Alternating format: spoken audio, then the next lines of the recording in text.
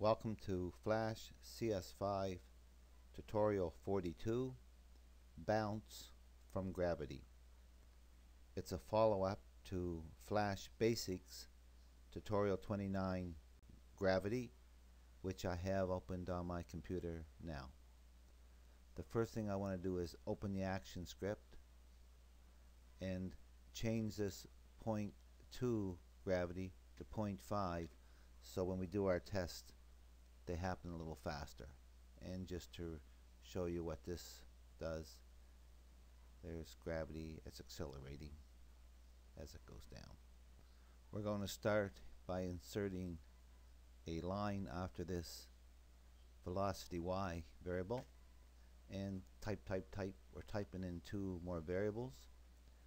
The first one is bounc, capital B, bounce, colon, it's a number, equals to negative 0.6, negative 0.6 with a semicolon.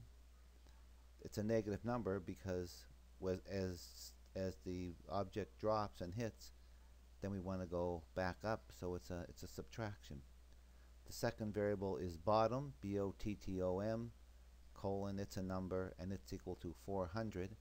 And we picked 400 because if we click on our stage, remember our stage was 400 pixels high, so the lowest y coordinate on the stage is 400. Let's go back to scene 1 and let's make the stage a size so we can see it. This fits the windows a good one.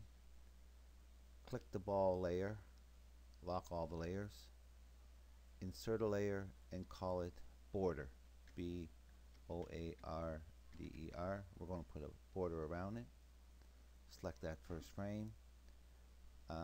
We don't want any fill, so on the fill bucket, click this white with the red line through it, and use your rectangle tool and just draw a rectangle.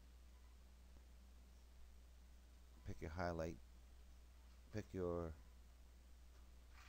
selection tool, double click on this line to select it, open the properties panel, and make it the size of our stage, which is 550 wide and 400 tall.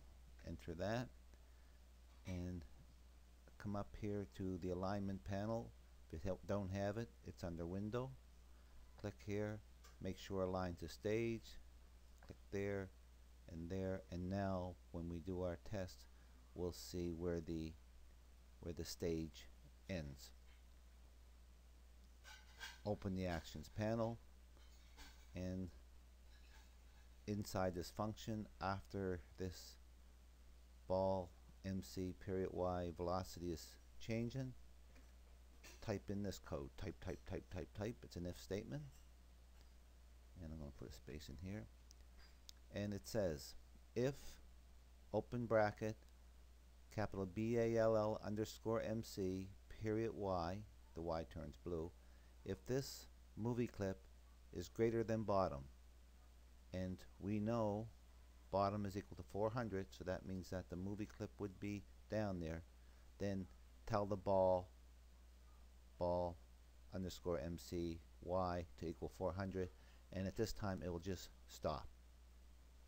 Let's just test that movie and see what's going on. And if I open it up, see what's happening?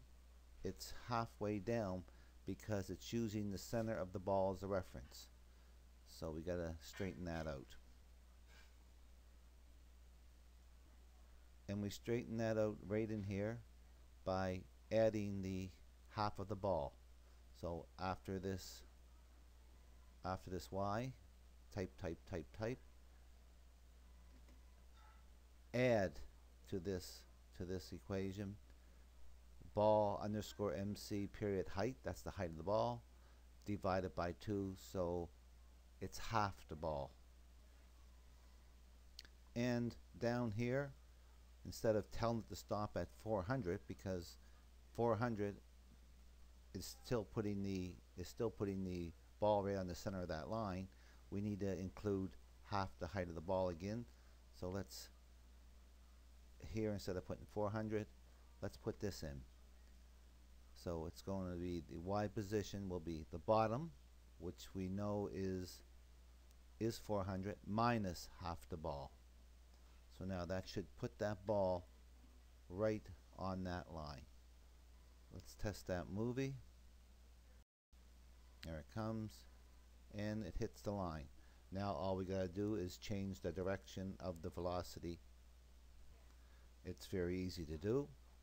So when it actually hits that line, right there, that's when it's hitting the line, we're going to tell it to reverse.